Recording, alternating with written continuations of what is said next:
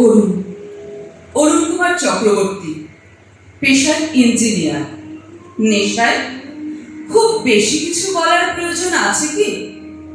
তিনি একাধারে কবি, গীতিকার, সুরকার, একনিষ্ঠ পাঠক।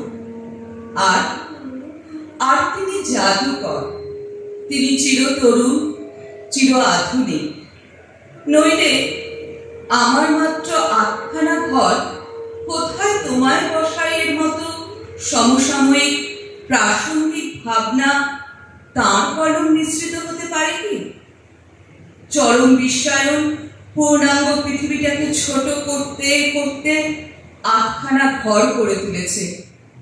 চরম ভোগবাদিত্ব, স্বার্থপরতা ইত্যাদি ঘেরাটুপে সংকুচিত আমাদের অন্তর্মহলে অহর্নিশ যেন একটাই প্রশ্ন, কেমন আছি?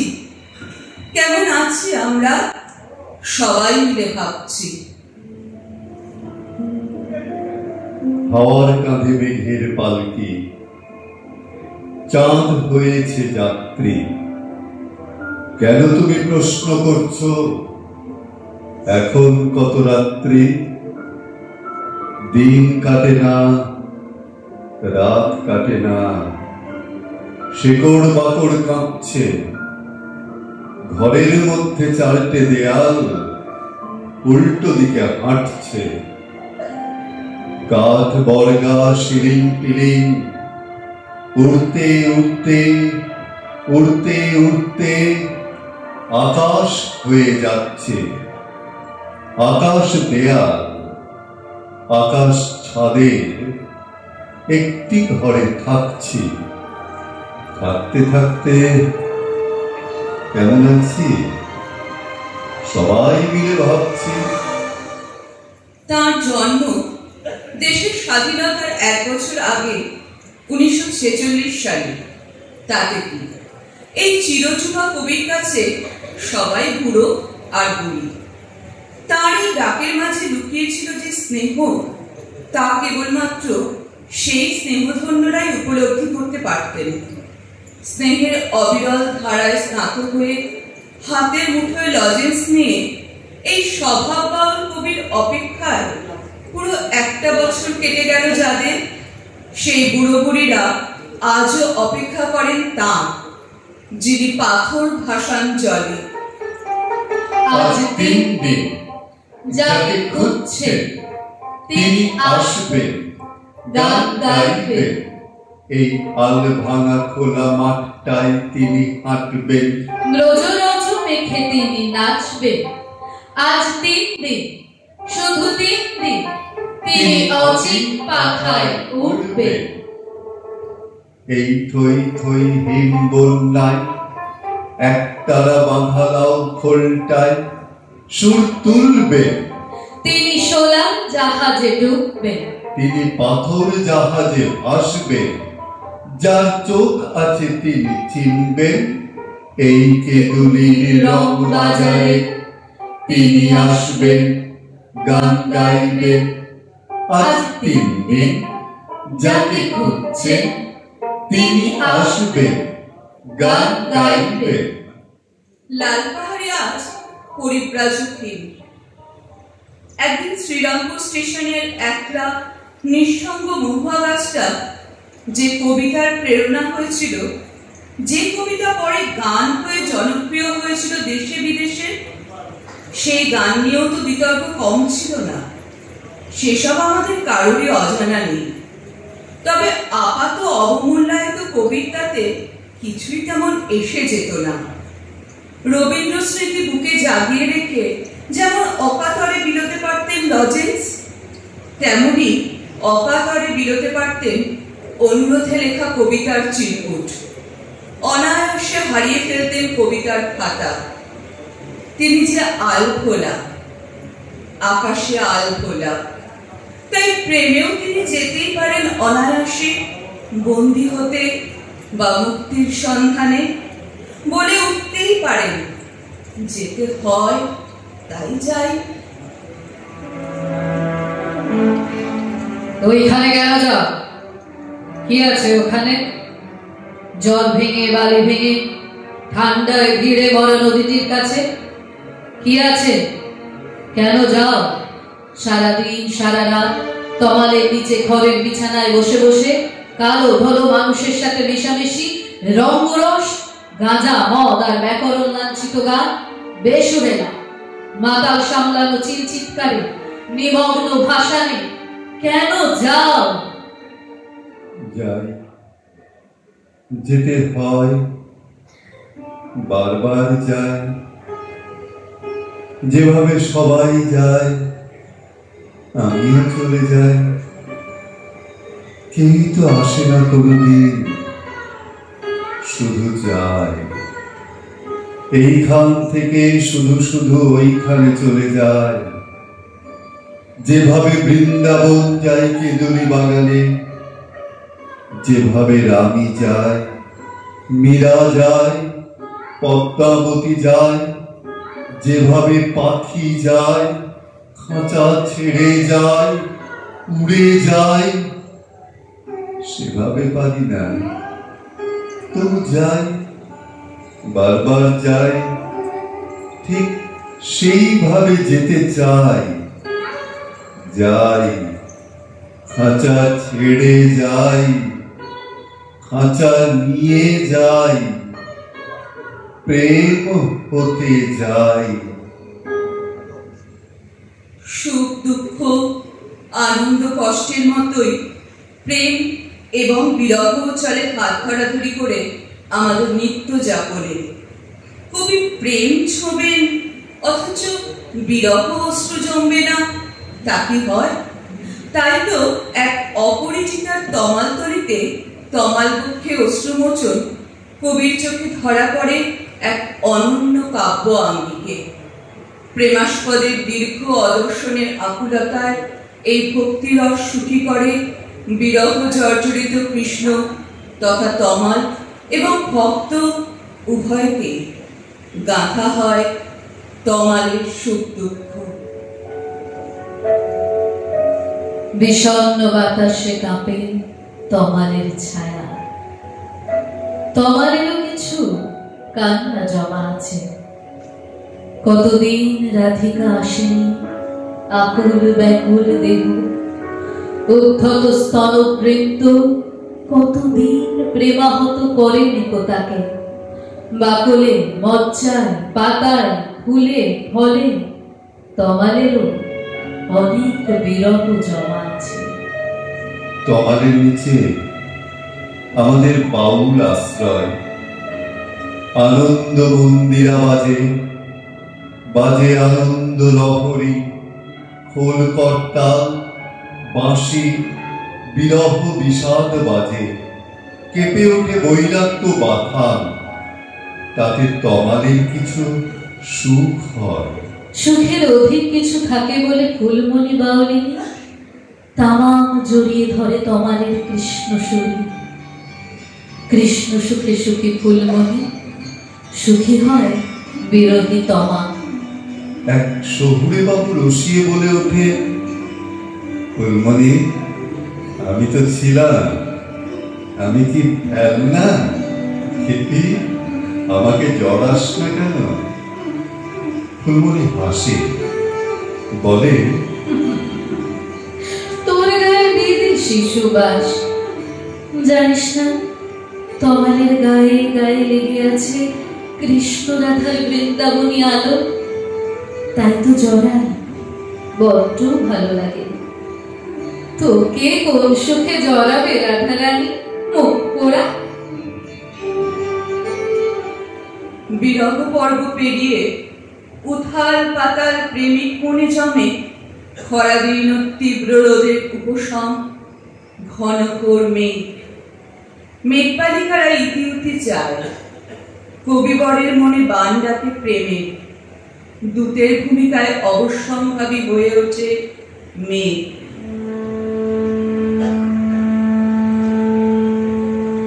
টলিমলি প্রেমের বন্যায় এ আমার তীব্র সহবাস। নিত্যরতির গান অধিকার দিয়েছে বৃষ্টি। তবে মেঘ ছায়া হয়ে দাঁড়াও মাথায়, অবাঞ্ছিত রোদের ঝাপটে কষ্ট পাচ্ছে এখানে অরুণ, অথবা তোমাকে গিলে খাবো বৃষ্টি নামক খরার ভুবনে। দড়ি ছেঁড়া বাছুরের আগানে বাগানে ঘোরাঘুরি আর নয়, এবার শাসিত হও, প্রয়োজনে ঈশ্বর সমান। তোমাকে এক্ষুনি চাই, যখন তখন চাই, চাই। অরুণ আজ প্রেমেরই রাখাল। প্রেম এবং প্রকৃতি কাব্যেরই এপিঠ ওপিঠ, কখনো কখনো একই কায়া একই কাঠামো বলে ভ্রম হয়। রবীন্দ্রনাথের কাব্যগ্রন্থে প্রেম ও পূজা পর্যায় আমাদের মননে মিলেমিশে একাকার হয়ে যায়। और রবি ঠাকুর হে তোকে ই বসিকে গ্রামে দিয়ে যাব, এই অমোঘ উচ্চারণ করতে পারেন যে কবিগুরু, তার কারণে প্রেম প্রকৃতিও অনায়াসে জারিত হয়। তাই কি জলছুঁয়ে অবলীলায় নিজের অন্তরের পাথরই ক্ষয় করে চলে অবিরত? জলছুরি কাটছে পাথর।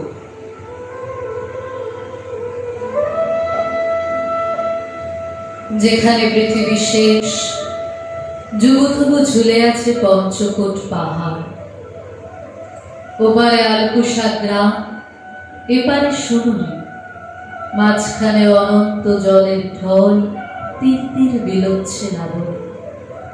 স্থানীয় লোকের মুখে যার নাম জোর। জোর মানে আমি নয়, তুমি নয়, জল ও পাথর। জলছুরি কাটছে পাথর, অনিত্য কঠিন শিল্পে নিমগ্ন নিষ্ঠায় আশ্চর্য ভাস্কর জল পাথরের ভাঁজে ভাঁজে রেখেছে ছুরির দাগ। ওপারে পলাশ প্রসব হলে সুন্দরীতে বেজে ওঠে মৃদঙ্গ কাঁসর, সমবেত প্রার্থনা গান ব্রজধূলি আকাশে ছড়ায়। যে রাধিকা আমাকে পাথর করে চলে গেছে, জল কেন তারও হাতে তুলে দেয় ছুরি? জীবন বড় সহজ ছিল, কেন জটিল করলে? ভুল ভুলাইয়া ফুলের বাগান শুধুই ঘুরেই মরলে।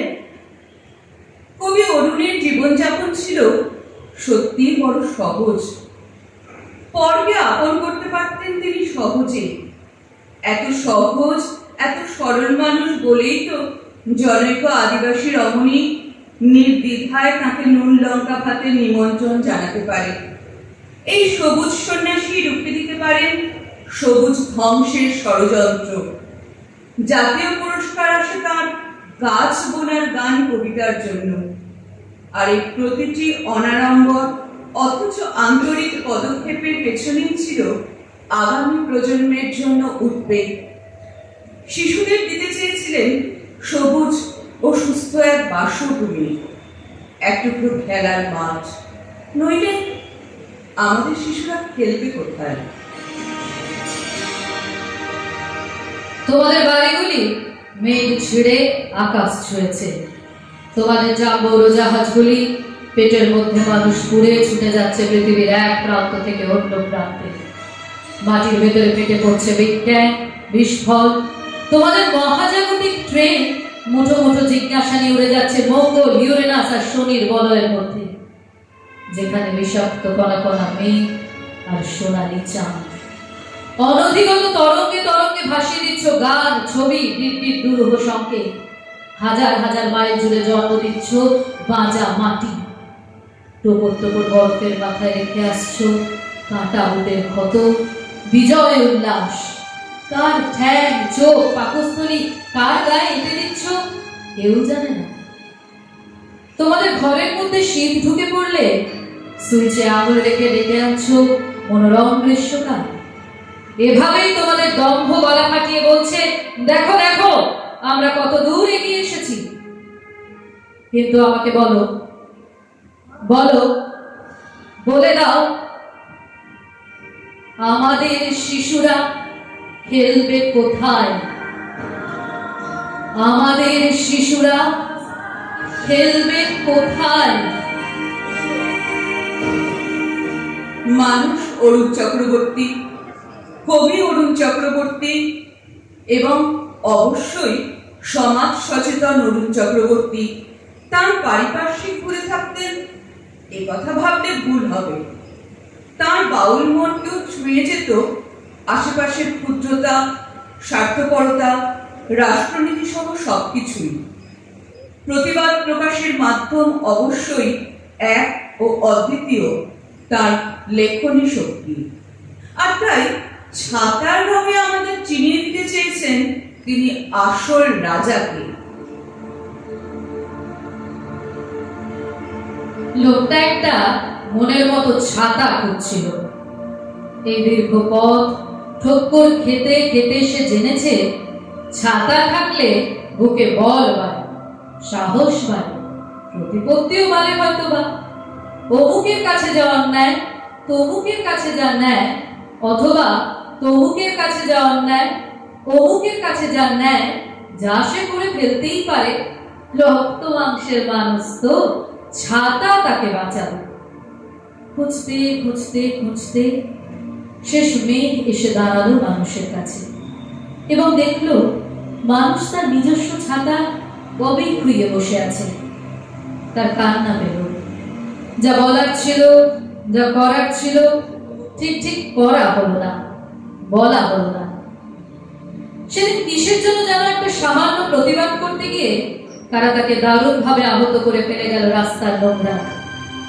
একটু সেবা, একটু বিশ্রাম, একটু ওষুধ তার দরকার। তাকে গোল করে ঘিরে অসংখ্য ছাতার ভিড় জমে গেল। তারা তাকে জিজ্ঞেস করতে লাগলো, কি হে, কোন ছাতা, কোন রঙের ছাতা? তার ঠোঁট দুটো কাঁপছিল, চোখ দিয়ে গড়িয়ে পড়ছিল নোনতা জল, দুকষ্টে রক্ত। তারপর তাকে নিয়ে সেই অসংখ্য ছাতাদের সে কি টানাটানি। লোকটা এখন প্রচুর বৃষ্টি মেখে, রোদ্দুর মেখে, হাওয়া মেখে আপাতত একটা নীল ছাতার নিচে দারুণ ঘুমাচ্ছে। দিন গড়ায়, দিন ফুরোয়।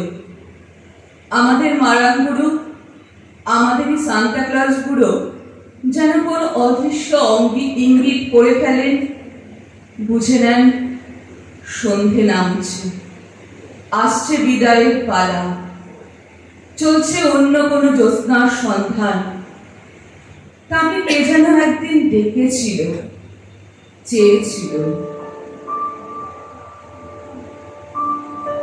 একদিন ডেকেছিল, তাই যাও যখন তখন, সকালে সন্ধ্যায়, নির্জনে কোলাহলে, উৎপাত। আহা, টান এড়াতে পারে।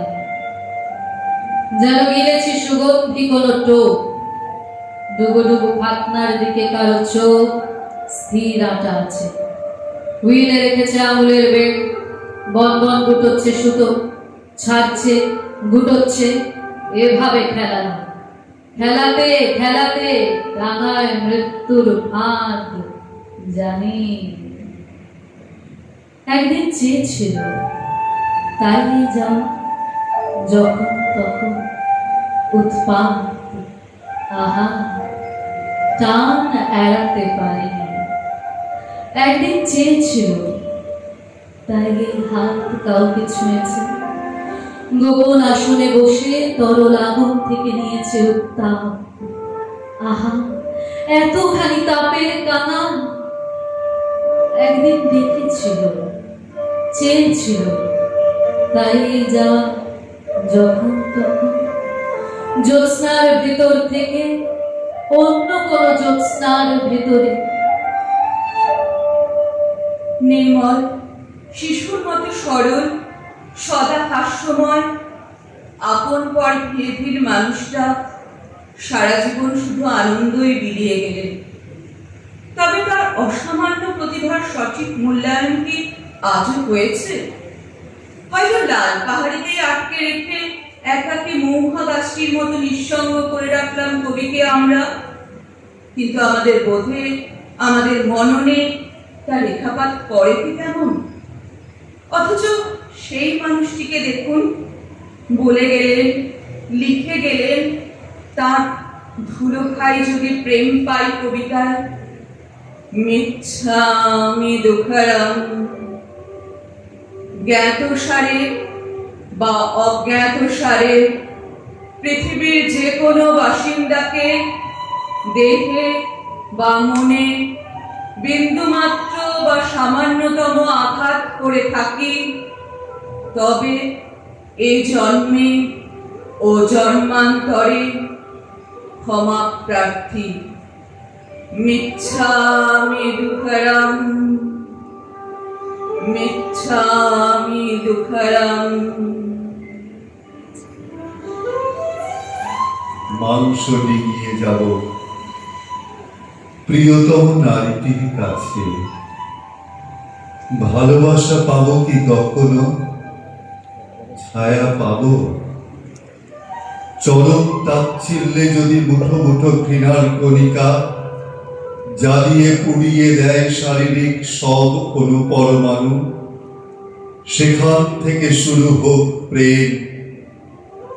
তবে এসো মেঘ, মল্লারে ভেজাও আমাকে। শরীরে বরজ ঘ্রাম, আলোর উৎসব ঘিরে উড়ু উড়ু বাতাস ভ্রমণ, সমস্ত গাছের ভাষা কল্লোলিত জলের ঘুরে, পাহাড়ে পাহাড়ে বাজে পাথরের গান, খল খল হেসে ওঠে ফুল ও বরফ। পরম স্বচ্ছতায় সরে যাবে সমস্ত আড়াল, সর্বত্র গামিতা নিয়ে আশ্চর্য ভ্রমণ হবে শুরু। পরমাণু ঘূর্ণন থেকে বিঘূর্ণিত বিশ্বে আর ব্রহ্মাণ্ড সীমায় সূক্ষ্মতম রোদ জল হাওয়ার ডানায় যখন ছড়িয়ে ছিটিয়ে যায় ব্রজের মহিমা, ধুলো তাই খাই যদি প্রেম পাই। মিচ্ছামি দুঃখরম, মিচ্ছামি দুঃখরম।